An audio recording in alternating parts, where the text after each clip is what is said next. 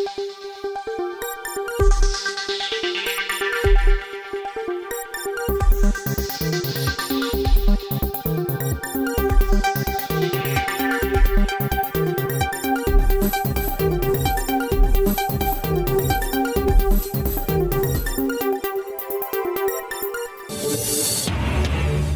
পেঁয়াজ আমদানি বন্ধ করে দিল পশ্চিমবঙ্গ সরকার। এক্সরের সময় শিক্ষার্থীর কোমরে মিলল চাকু হাতুড়ি, ছেড়ে দিল পুলিশ। খালেদা জিয়াকে ওমরাহ করার আমন্ত্রণ সৌদি যুবরাজের। সংস্কার কমিশনগুলো যেসব বিষয়ে বড়সড় পরিবর্তনের কথা ভাবছে। এবং সর্বশেষ জানাবো ঢাকা সহ 4 বিভাগে বৃষ্টি বা বজ্রসহ বৃষ্টির আভাস। শুনছিলেন সংবাদ শিরোনাম, এবারে বিস্তারিত। আলু পেঁয়াজ আমদানি বন্ধ করে দিল পশ্চিমবঙ্গ সরকার। ভারতে উৎপাদিত আলু ও পেঁয়াজ অন্য দেশে সরবরাহ করবে না বলে রপ্তানিতে স্লট বুকিং বন্ধ করে দিয়েছে পশ্চিমবঙ্গ রাজ্য সরকার। এতে দিনাজপুরের হিলি স্থলবন্দর দিয়ে ভারত থেকে আলু ও পেঁয়াজ আমদানি বন্ধ করে রয়েছে। এতে করে হিলি স্থলবন্দর এলাকায় বেড়েছে সব ধরনের আলু ও পেঁয়াজের দাম। ভারতীয় আলু 70 টাকা, দেশি আলু 75 টাকা এবং ভারতীয় পেঁয়াজ 80 টাকা কেজি দরে বিক্রি হচ্ছে। সকাল থেকে এই বন্দর দিয়ে পেঁয়াজ আমদানি হয়নি, তবে আগের বুকিং করা 2 ট্রাক আলু আমদানি হয়েছে। প্রতি কেজি আলু 70 টাকা দরে বিক্রি হয়েছে বন্দরে। একদিনের ব্যবধানে কেজিতে 10 টাকা বেড়েছে আলুর দাম, তবে স্বাভাবিক রয়েছে পেঁয়াজের দাম। সবশেষে রোববার 14 ট্রাকে 396 মেট্রিক টন পেঁয়াজ, 72 ট্রাকে 2000 মেট্রিক টন আলু আমদানি হয়েছে এই বন্দর দিয়ে। এরপর রপ্তানিতে স্লট বুকিং বন্ধ করে দেয় দেশটির রাজ্য সরকার।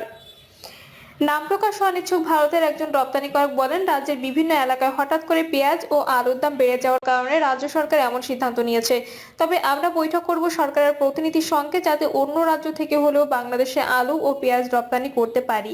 এছাড়াও আমাদের যেসব গাড়ির লোডিং অবস্থা রয়েছে সেগুলো স্লট বুকিং না দিলে আমরা ক্ষতিগ্রস্ত হব। হিলি স্থলবন্দরের আমদানি রপ্তানিকারক গ্রুপের সভাপতি সাখাওয়াত হোসেন শিল্পী বলেন, ভারত থেকে পণ্য আমদানি করতে পশ্চিমবঙ্গের রাজ্য সরকারের স্লট বুকিং নিয়ে হয় যা অনলাইন সিস্টেম। হঠাৎ করে অনলাইন সিস্টেম বন্ধ করে দিয়েছে বলে জানান ভারতের রপ্তানিকারকরা। ফলে স্লট বুকিং দিতে পারছে না তারা, যার কারণে পেঁয়াজ ও আলু আমদানিতে শঙ্কা দেখা দিয়েছে। বন্দর দিয়ে পেঁয়াজ আমদানি হয়নি, তবে আগের বুকিং করা আলু গতকাল এসেছে 2 ট্রাক। স্লট বুকিং খুলে না দিলে আগামীকাল থেকে আলু ও পেঁয়াজ বন্দর দিয়ে আমদানি হবে না। এক্সরের সময় শিক্ষার্থীর কোমরে মিলল চাকু হাতুড়ি, ছেড়ে দিল পুলিশ। রাজধানীর যাত্রাবাড়ীতে 3 কলেজের শিক্ষার্থীদের মধ্যে সংঘর্ষের ঘটনায় আহত হয় তাসটিপ নামে এক শিক্ষার্থী। পরে মেডিকেল কলেজ হাসপাতালে চিকিৎসা নিতে আসেন তিনি। পুরান ঢাকার কবি নজরুল কলেজের ছাত্র পরিচয় দেওয়া এই শিক্ষার্থী এক্স-রে করার সময় তার কোমরে ধারালো চাকু ও হাতুড়ি পাওয়া যায়। তাকে প্রথমে হেফাজতে নিলেও পরে ছেড়ে দেয় পুলিশ। হাসপাতালে পুলিশ ক্যাম্পের ইনচার্জ পরিদর্শক মোহাম্মদ ফারুক এ তথ্য নিশ্চিত করেছেন। সূত্রে জানা যায়, যাত্রাবাড়ী থেকে আহত অবস্থায় তাসটিপকে উদ্ধার করে হাসপাতালে জরুরি বিভাগে আনা হয়। চিকিৎসকরা প্রাথমিক চিকিৎসা দিয়ে অধিকতর পরীক্ষা নিরীক্ষার জন্য মাথায় ব্যান্ডেজ সহ তাকে এক্স-রে করতে পাঠান। এক্স-রে রুমের টেকনিশিয়ানরা তার কোমরে ধারালো চাকু ও হাতুড়ি দেখতে পান। এরপর তাকে পুলিশের হাতে তুলে দেন তারা। তাসটিপকে হেফাজতে নেওয়ার বিষয়টি নিশ্চিত করেছেন ঢামেকের পুলিশ ক্যাম্পের ইনচার্জ পরিদর্শক মোহাম্মদ ফারুক। তিনি বলেন, এই শিক্ষার্থীর কাছে কোনো আইডি কার্ড ছিল না। আমরা তার কলেজের সিনিয়র শিক্ষার্থীদের বিষয়ে জানাই, তারা আইডি কার্ড নিয়ে আসেন। এরপর আমরা কলেজের শিক্ষার্থী নিশ্চিত হয়ে তাকে ছেড়ে দিই। দেশীয় অস্ত্র পাওয়ার পরও কেন তাকে ছেড়ে দেওয়া হলো এমন প্রশ্নের জবাবে তিনি বলেন, আমরা ওই শিক্ষার্থীর পরিচয় পেয়ে তাকে ছেড়ে দিয়েছি, এর বেশি কিছু বলতে পারবো না। খালেদা জিয়াকে ওমরাহ করার আমন্ত্রণ সৌদি যুবরাজের।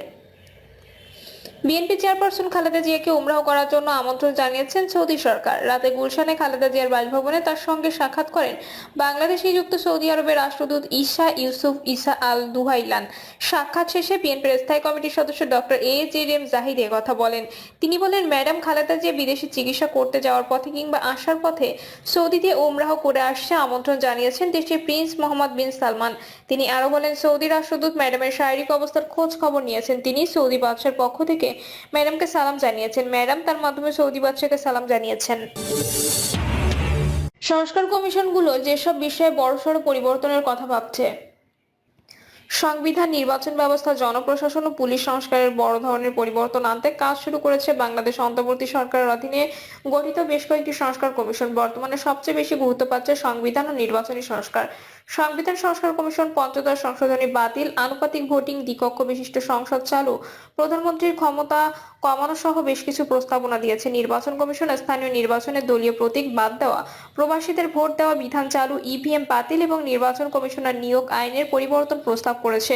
এসব প্রস্তাব বাস্তবায়িত হলে সুষ্ঠু নির্বাচন সম্ভব বলে মনে করা হচ্ছে। তবে রাজনৈতিক দলগুলো ঐকমত্যের উপর এসব সংস্কার সফলতা নির্ভর করছে। সব সংস্কার কমিশন আগামী 31শে ডিসেম্বরের মধ্যে তাদের প্রস্তাবনা সরকারের কাছে পেশ করবে। সংবিধান সংস্কার কমিশনের প্রধান অধ্যাপক আলী রিয়াজ বলেছেন, আমরা চেষ্টা করব যাতে আমাদের প্রস্তাবনাগুলোয় সামঞ্জস্য থাকে, পরস্পর বিরোধী না হয়, সেই বিবেচনা থেকে সেই কাজ করব। এদিকে নির্বাচন সংস্কার কমিশনের প্রধান বদিউল আলম মজুমদার বলেন, আমরা যেসব বিষয়ে সংস্কারের কাজ শুরু করেছি সেটি বাস্তবায়ন করা গেলে আগামীতে স্বাধীন নির্বাচন কমিশন ও সুষ্ঠু নির্বাচন সম্ভব। গত 5ই আগস্ট গণ অভ্যুত্থানের মুখে দীর্ঘদিনের শেখ হাসিনা সরকার পতনের পর বাংলাদেশে বিদ্যমান সংবিধান সংস্কারের সবচেয়ে বড় দাবি উঠেছে আন্দোলনের নেতৃত্ব দেওয়া শিক্ষার্থীদের পক্ষ থেকে। এর বাইরেও নাগরিক সমাজ, দেশের সাধারণ নাগরিক কিংবা রাজনৈতিক দলগুলোর বিভিন্ন সভা সমাবেশ নানা ধরনের প্রস্তাবনা তুলে ধরছেন। অধ্যাপক আলী রিয়াজের নেতৃত্বাধীন সংবিধান সংস্কার কমিশন এরই মধ্যে অংশীজন সহ অনেকের সাথে বৈঠক করেছেন। সংস্কার কমিশনের সাথে বৈঠকে বসে কেউ কেউ বলেছেন, বর্তমানে বাংলাদেশের যে সংবিধান রয়েছে সেটি যে কোনো সরকারকে স্বৈরাচারী করে তুলতে পারে, যে কারণে ক্ষমতার ভারসাম্য আনতে নানা সংস্কার প্রস্তাবও এসেছে। সংস্কার কমিশন এর মধ্যে যেসব পরামর্শ দিয়েছেন তার মধ্যে উল্লেখযোগ্য হচ্ছে দ্বিকক্ষ বিশিষ্ট সংসদ চালু, সংবিধান সংশোধন করে তত্ত্বাবধায়ক সরকার ব্যবস্থা ফিরিয়ে আনা, প্রধানমন্ত্রী ও রাষ্ট্রপতির মধ্যে ক্ষমতা ভারসাম্য আনা, প্রাদেশিক সরকার ব্যবস্থা চালু, আনুপাতিক নির্বাচন ব্যবস্থা চালু, প্রধানমন্ত্রীর নির্বাহী ক্ষমতা কমানো সহ একজন ব্যক্তিকে 2 মেয়াদের বেশি প্রধানমন্ত্রী না রাখার বিষয়টি সংবিধানে যুক্ত করতেও পরামর্শ দিয়েছেন অনেকে। 2021 সালে শেখ হাসিনা সরকারের আমলে করা সংবিধানের পঞ্চদশ সংশোধনী নিয়েও নানা বিতর্ক হয়েছে। সংবিধান সংস্কার কমিশনের কাছে ওই সংশোধনী বাতিলের পরামর্শ দিয়েছে অংশীজনদের কেউ কেউ। সংসদ সংরক্ষিত নারী আসন বাড়ানো কমানো নিয়ে 2 ধরনের পরামর্শ এসেছে কারো কারো কাছ থেকে। সংবিধান সংস্কার কমিটির প্রধান অধ্যাপক আলী রিয়াজ বলেন, বিভিন্ন জায়গা থেকে আসা পরামর্শগুলো আমরা লিপিবদ্ধ করেছি। যে বিষয়গুলো এখনো পর্যন্ত ঐকমত্য আছে সেগুলো নেট ডাউন করছি। বিভিন্ন অংশীজন বিশেষজ্ঞদের বাইরেও রাজনৈতিক দলগুলোর কাছ থেকে লিখিত প্রস্তাব চাওয়া হয়েছে। নাগরিকদের জন্য অনলাইনে সংবিধান বিভিন্ন বিষয়ে তাদের মতামত জানানোর ব্যবস্থা রাখা হলেও বাস্তবে খুব অল্প সংখ্যক মানুষকে অনলাইনে মতামত দিতে দেখা গেছে। অনলাইন নাগরিকদের মতামত দেওয়ার সময় শেষ হয়েছে 25শে নভেম্বর সোমবার। সেদিন সকাল পর্যন্ত অনলাইনে মতামত পড়েছে 46,000। সাধারণ মানুষদের অনেকেই বলেছেন তারা জানেন না এই মতামত দেওয়ার বিষয়ে।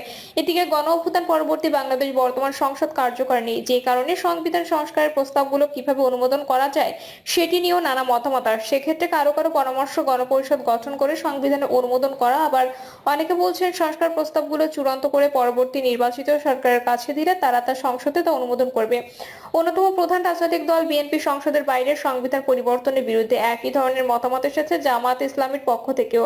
রিয়াজ বলেন, আমরা আপাতত 7টি লক্ষ্য কাজ করছি, এখানে কি হবে সেটা আমরা চূড়ান্ত করতে পারবো, কিন্তু কোন প্রক্রিয়া হবে সেটি আমরা এখনই বলতে পারবো না। এই কমিশন মনে করছে রাজনৈতিক দলগুলোও হয়তো শেষ পর্যন্ত কিছু কিছু প্রস্তাবে একমত নাও হতে পারে। সেক্ষেত্রে দেশের বেশিরভাগ মানুষ যদি ওইসব প্রস্তাবের পক্ষে তাদের সমর্থন জানায় তাহলে সেসব সংস্কার প্রস্তাব গুরুত্ব পাবে এই সংবিধান সংস্কার কমিশনের কাছে।